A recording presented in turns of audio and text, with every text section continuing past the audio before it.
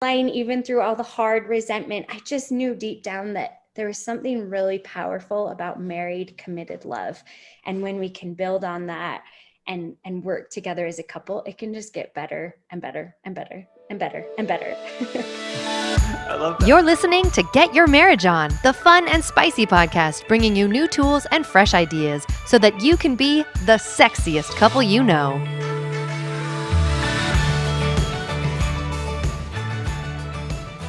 Ariel, I'm so happy to have you on today. This is great. I've been anticipating this interview for a long time. Thanks so much for having me. I'm excited to be here. There's something really special about you. You have this, I don't know, you have a glow about you. You have a beauty about you. You have this fire burning in you. And I'm looking forward to hearing your story and sharing it with our listeners today. Thanks so much. No, there's lots to share. Well, let's start from the beginning. Like, how did you get started on your journey?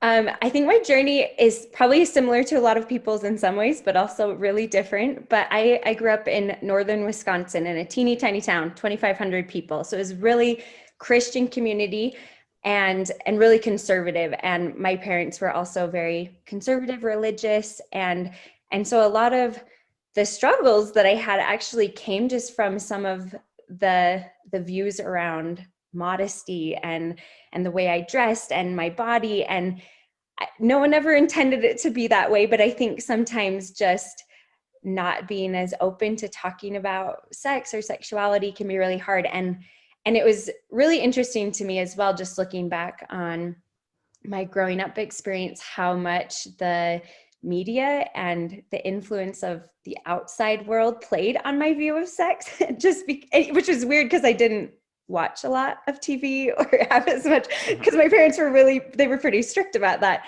But I really was affected by this view of male sexuality and bodies that affected me in a really negative way. Any specific stories you can share, like growing up, to illustrate like the whole modesty or purity culture, or maybe another story about like a TV show you saw or something, a movie that like formed your view of sexuality? Yeah.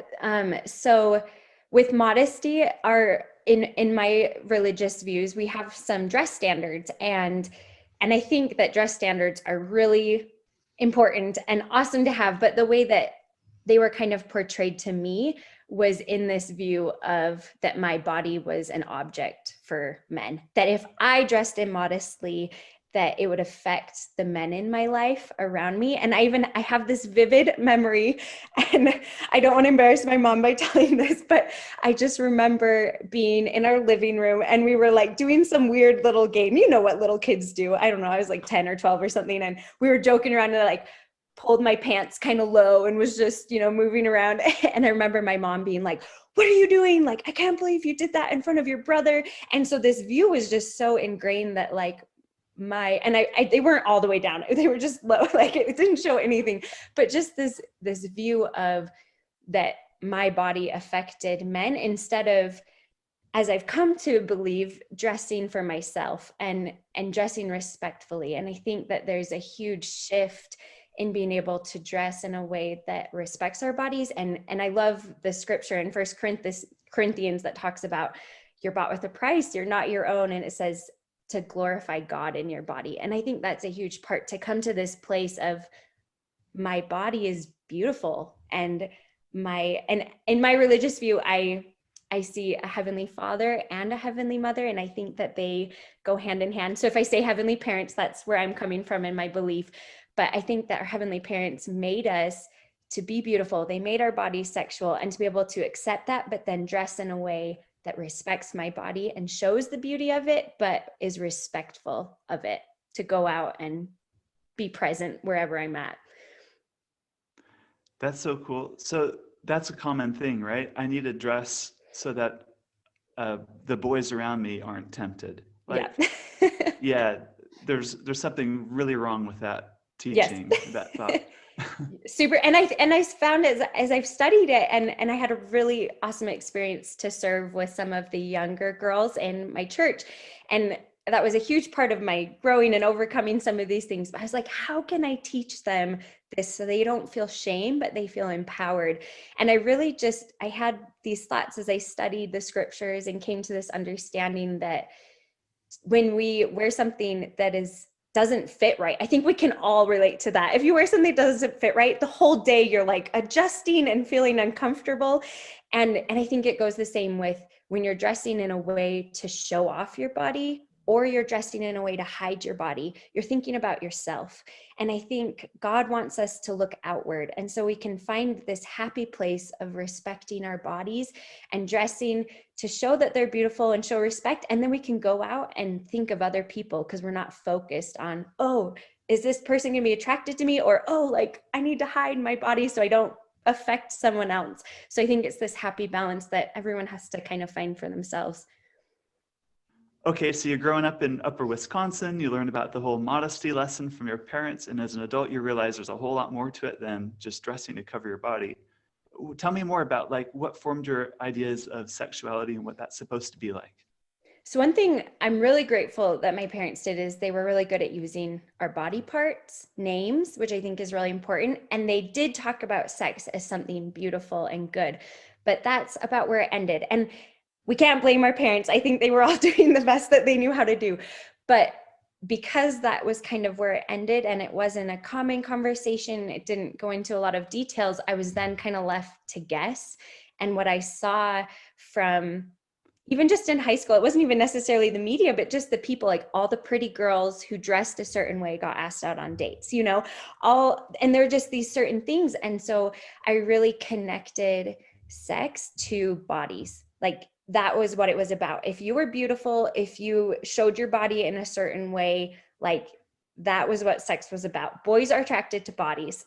And that went along with modesty as well. Just this, like, boys are attracted to bodies. And so I started to form a lot of really hurtful, false ideas about men and about sexuality. And it didn't really include me in the mix either as a woman. No one ever really talked to me that women have just as much potential for sexual fulfillment as men. And we could even say maybe more, because we have more potential to orgasm multiple times in one encounter.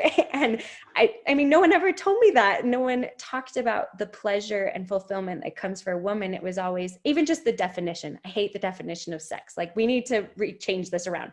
Like, as penetration or intercourse, like that was sex. And where's the girl in that? Like, you don't orgasm as a woman, usually most women, through intercourse. It's your clitoris. And so I was kind of left out of it, and then left to view that my relationship in the future, if I got married, would be about servicing my husband and fulfilling his needs, which I'm doing quotes right now because sex is not a drive. It's not a need. Emily Nagoski, a researcher, talks about that, but just that it was this need. And if I didn't fulfill it, he would look elsewhere. So just all these really unhealthy views about men, and that they just want sex because they want bodies, and which going into marriage then was really hurtful for me and my husband, because we were learning. We both didn't know a lot. We were virgins until we got married, and we had a lot of things to work through. My background of views about him as a male, and him to understand me, and just so many things. We could talk for hours, Dan. Cool. I remember you telling me before we recorded this about a conversation you overheard about two ladies talking to each other, and they were talking about sex. Can you relate that story? Yeah, I think I was at a friend's house, and I just remember overhearing these women being like, oh yeah, it takes like 10 minutes, just have sex to keep your husband happy. And this conversation, and others like it wasn't just this one thing, but just kind of really portrayed again that like sex was about men. It was to fulfill them. And I was left to I wanted to be a good wife. And I thought that meant to be really sexual and give my husband sex all the time. And that was another thing. I thought guys wanted sex all the time, which is also not true. And just all these things that had really negatively affected me, just these comments and people around. So these all build up to form unrealistic expectations of sex going into marriage. Yes. Great. How did you meet your how'd that all come together? I was actually dating his roommate is how I met him. Nice story.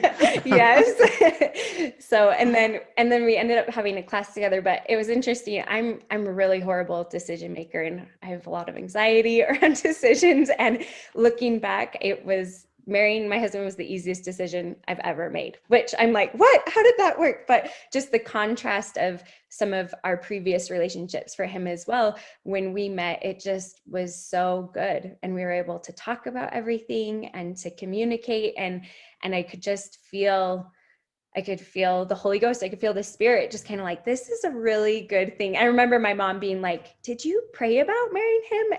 And I'm sure I did, but I was like, not really, because I know, like, it just felt so good. So I know that's not everyone's stories, but for us, it was just so obvious from this contrast of who we had dated before that we could talk, which was huge. And that's been a huge thing in our sex life as well, to be able to talk about hard things. And he was also one of the first people that I felt like I could fly, like I could be myself, and he would love me for who I was. I didn't need to like hide things from him.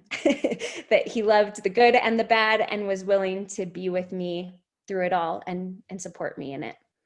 I love that. That's awesome. I want to back up a little bit. When you had these images of just boys want bodies and so on, how did that affect you with your own personal relationship to your own body?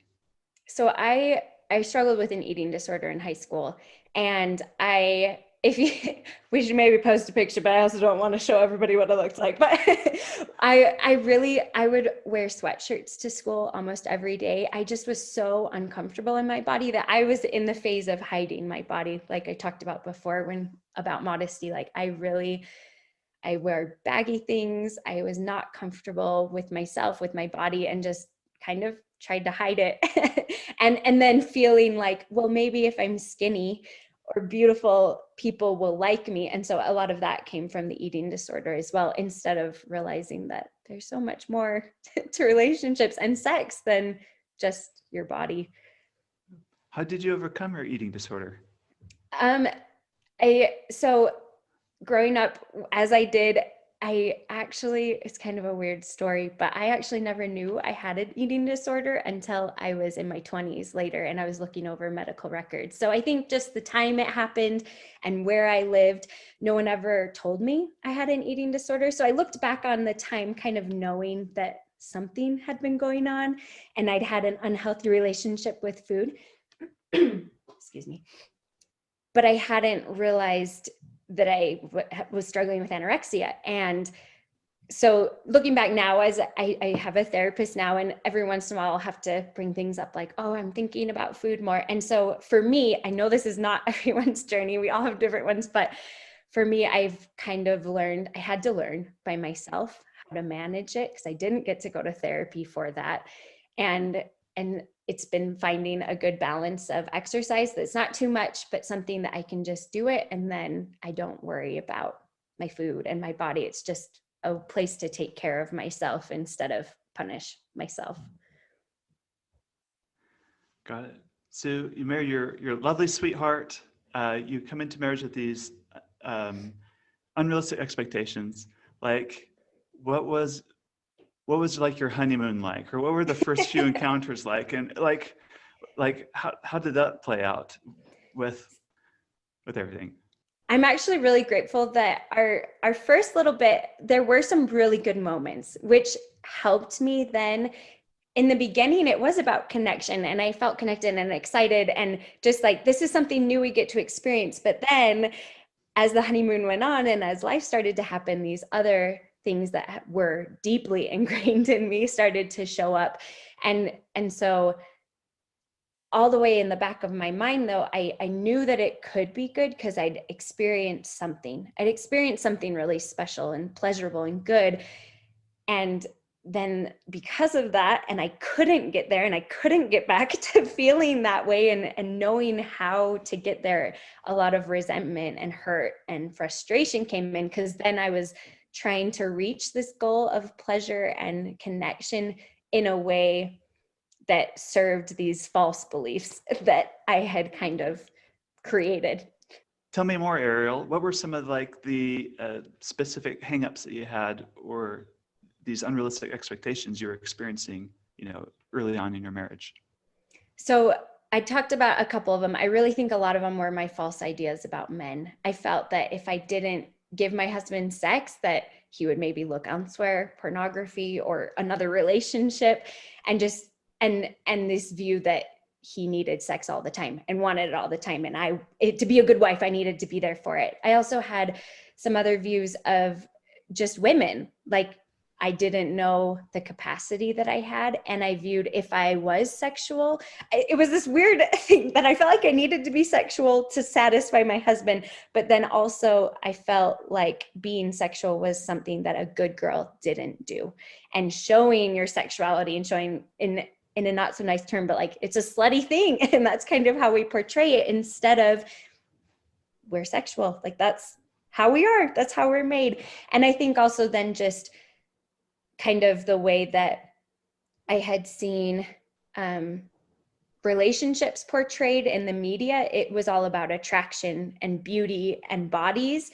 And so I was missing out on realizing that everything in my life and everything in my relationship bled into my sex life. And if those weren't good, sex obviously wouldn't be good. So how did you overcome these, or how did you work through each of these? So with the false ideas about male sexuality, I think it just took a lot of reworking in my brain. But I think that journey of just talking with my husband and hearing him be like, I don't want sex all the time, or I'm not always in the mood, just kind of talking about it and being able to see like, oh, and a part of us, I think, was also like, oh, maybe you're just different than most guys. But now I'm like, no, we just have really skewed views of male sexuality. And I think that with women becoming or being just as sexual as men, that's a really hard one. That's been a really hard one for me. Even though I read books, I read some research about it, it was really hard to believe until I could start experiencing it. But it was also really hard to experiencing it until I could start believing it. And one thing that really helped me with that, there's a book called Slow Sex by Nicole, I think Diodone, is that her last name? I don't know how to say it, but I think with every book that we read, you have to take your values and decide what's going to work for you and what's not, because we all have different value systems. But the one thing that really helped me with her book was just the practices that she had. She just had it kind of set up. There's, a timer, 15 minutes. As a woman, you get undressed from the waist down, which is a really vulnerable act in itself, because you're not going into like a sexual experience with your spouse. And you lay down on the ground, you open your legs up, and then it just kind of walks you through the steps to have your husband use his finger to just kind of stroke by your clitoris. And she talks about in this 15 minutes to really be able to focus on what you're feeling and to talk and be able to say like, oh, that's too hard, or maybe try the other side. And so it helped me and my husband learn more about my body, because we both didn't really know how it worked and how it felt. And it also gave us the vocabulary and practice in a safe space that wasn't sex and like this intimate moment, to practice those words and phrases that then we could use when we actually were being intimate, to be able to say, oh, like, I don't really like that. Could you try this? And it was really helpful to get to know my body a little more, and also to practice the vocabulary. And then I think a huge thing with the kind of the views of sexuality, and I kind of like to say like God's view of sexuality, of connecting and giving our whole lives together, that creates this beautiful tapestry that then we want to have sex with each other versus the world of like bodies. I think it's been a really slow process. And one moment that really illustrated this for me, when it kind of clicked in my head, even though I think it had been coming, after my third baby, I just had this moment where my husband and I were being intimate and my body had changed. Anyone who's had kids, your belly feels like Jell-O, or not even as hard as Jell-O. It's like softer than Jell-O. And we just had this really intimate moment of kind of exploring my body and touching my belly. And instead of it being like, oh no, like he's not going to like it because it's my body and it's not as beautiful as once it was, or whatever. It was this really intimate moment where we were able to laugh and explore and see that it was different, and it brought us close together. And it clicked in my head, like, sex is not about bodies. Like, of course our bodies are really important, and the way we express it, but that's not what it's about. It's about bringing our lives together and connecting in this beautiful way physically that shows the connection that we're having outside of the bedroom. Love it. That's great. Any other experiences that you've had that changed your mind about certain aspects of sex? This might Or count. Sexual acts, or like, I used to think this way, but now I've changed my mind this way because of my experience or whatever, things like that. I think it's been good to be on this journey of seeing the phases. I think that we go through a phase of having to learn how our bodies work and learning the mechanics and learning what is pleasurable and what is not. And then getting to the phase of, wow, I really am enjoying this, and this is bringing us closer together. And that's kind of where I've been, because it took me a really long time to get there. And I think I'm starting now to move into this phase of, oh, like, I can bring in other fun things, like what you do, Dan, like all your games and the things. I think I'm getting to a phase where I could be more adventurous with fun and try new things out. And so I think just that view has shifted, that it doesn't have to be this serious thing. Like, we can laugh, we can cry, we can giggle and try something new. And that's a beautiful aspect, instead of like, this is a serious thing that's like 10 minutes or 50, and we just do the same thing every time. So that's been a good exploration to kind of see it evolve as we've evolved in our relationship. Intimacy is defined as like knowing and being known, which takes a lot of courage to let someone see you as you are, and also like a lot of consideration to want to like move in to see the other person. Like, so how has your experience with your husband and going through the growth you've gone through help you kind of more, tolerate that exposure of intimacy? Any like specific examples of like where you had conflict, where you saw things differently sexually than your husband, but you've had to work through those to kind of build intimacy? I think that a really important thing for us, and this is kind of outside the bedroom, but that's been hard for me, but just realizing that my husband's sexuality is his own and I don't own it. Because I think sometimes we talk about like, oh, you get married and you're like only attracted to your spouse and you never think about anything else. And so those have been some hard experiences to be able to talk about, and me or him come and say, oh, like, I met this person, or I felt attracted to our friend, and like, but I think it's been a beautiful thing to trust each other and to be in a place where we can talk about that. And I think Satan tries really hard to break up our good relationships and the beauty of marriages. And when we keep those thoughts secret, that's where he can really come in and tempt us. And so it's been a beautiful thing to see, like, oh, I had this thought, or I was attracted to this person, but when I'm able to talk to Kyle about it, suddenly it like goes away. And so it's been a beautiful journey to lean into the discomfort of the unknown. And I think that's a huge part of knowing and being known, is that I bring myself and I bring my full self. I want to love you, my husband, not you, but Kyle, like as much as I can. And I'm bringing my best self, but then also knowing that he has that same part that he plays, and I can't control that. But the beauty comes when we trust each other and we just build on that trust and can share these different experiences. It brings so much more beauty into our relationship, even though it's hard sometimes to hear. Anything else you want to share? I think something else that has been really helpful for me as well is to teach my kids.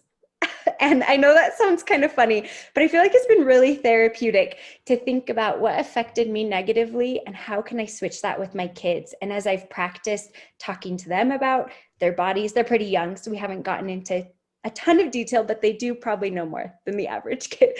But just talking about their bodies, talking about being able to share your body when you get into a relationship and a marriage one day has been really therapeutic for me to kind of overcome some of these things and to see them as good. And the more I use the words, clitoris, vulva, vagina, penis, testicles, it's just normal. It's a part of everyday life. And that's been a really therapeutic thing for me. And I think the other thing that I absolutely love, there's a quote from a religious leader that just blows my mind. And I think that sometimes we see in the media, in people around us, how fun it might look to have these flings or these, one night stands. And it makes it look so amazing. But I've just come to really deeply believe that our heavenly parents have something way better in store for us. And this quote is from a church leader. His name's Bruce C. Hafen.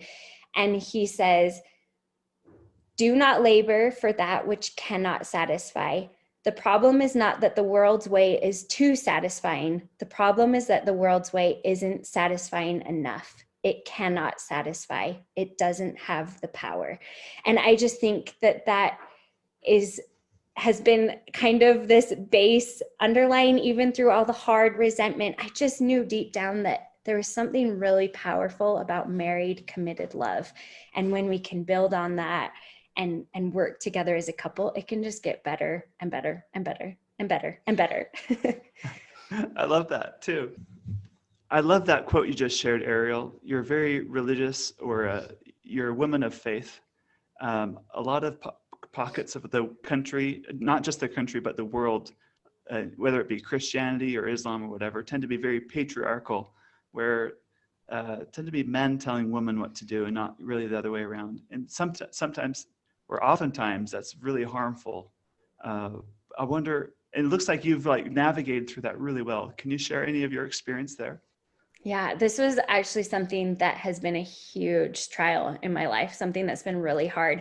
And I grew up in a family where my mom was very strong and educated and really driven, but my dad was the head of the household, and what he ultimately decided went. And so I was really hurt growing up, and I felt like I didn't have a place.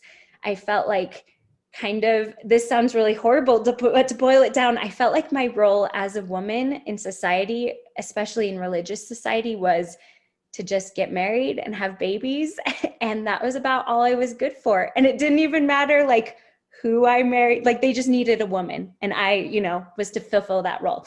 And that sounds so horrible, but it's really deep down what I felt. And I felt so empty inside and not really worth anything. Just I could be changed out, and it didn't matter if it was me or not.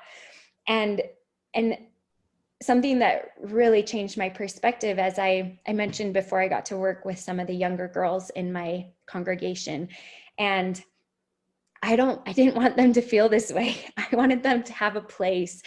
And I didn't know how to teach them that, though, because I hadn't felt like I had a place. And I studied the scriptures. I studied a lot of religious talks, and I could talk about this for hours, but my whole entire view of myself and my place in our Heavenly Parents' eyes changed. And I suddenly saw my roles just as important as men's roles, and especially to give myself the room to follow what I felt was important. I'd kind of felt limited, that I needed to be a stay-at-home mom, and I needed to have whatever number of kids I felt like I should, but that was my role. And to step outside that felt like there would be a lot of judgment, and I felt like I wouldn't be doing what my Heavenly Parents wanted me to do. But as I studied and learned, I really came to understand that I have a place, and I have a powerful place as a woman, and that we need to be kind to each other as women and also as men, and let women find their place and choose. And if they choose to be a stay-at-home mom 24/7, that's awesome. And that's great, as long as it's chosen and thought about, not just because they think they have to.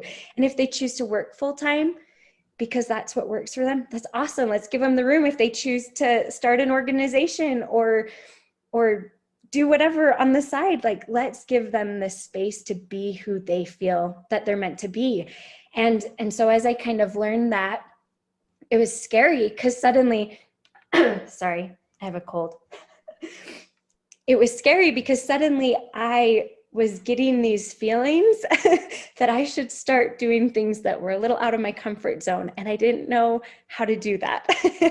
and part of that was starting a podcast, which I was able to launch in February. And as I kind of stepped up and came into myself, Dan and I have talked about this before, knowing and being known is being confident in what you feel and then kind of bringing it and being okay if that person accepts it or not. And that has been huge for me to come to a place where I felt really, really, really driven to do this. And here I am, and I'm doing it. And if you disagree, that's fine, but I'm doing it.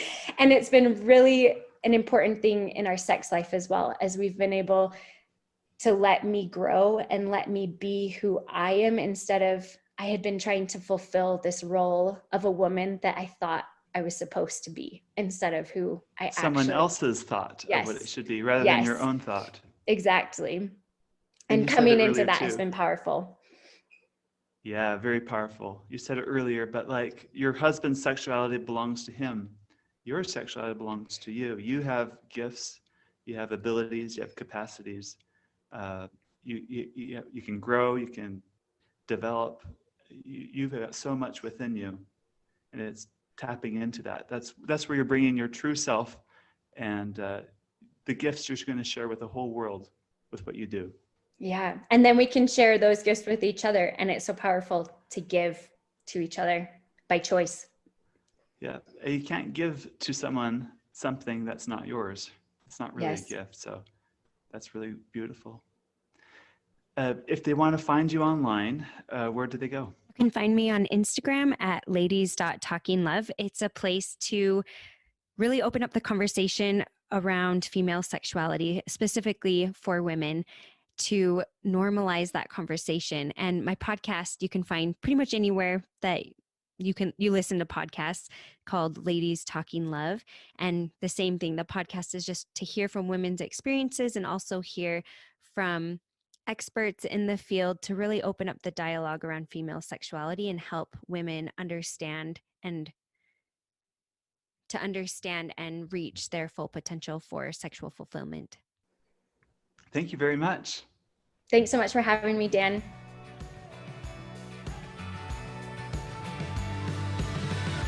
We hope that you enjoyed this episode of Get Your Marriage On. And if you did, we would love it if you would take a few seconds to give us a rating on iTunes and to share the show with your friends. They'll thank you for life.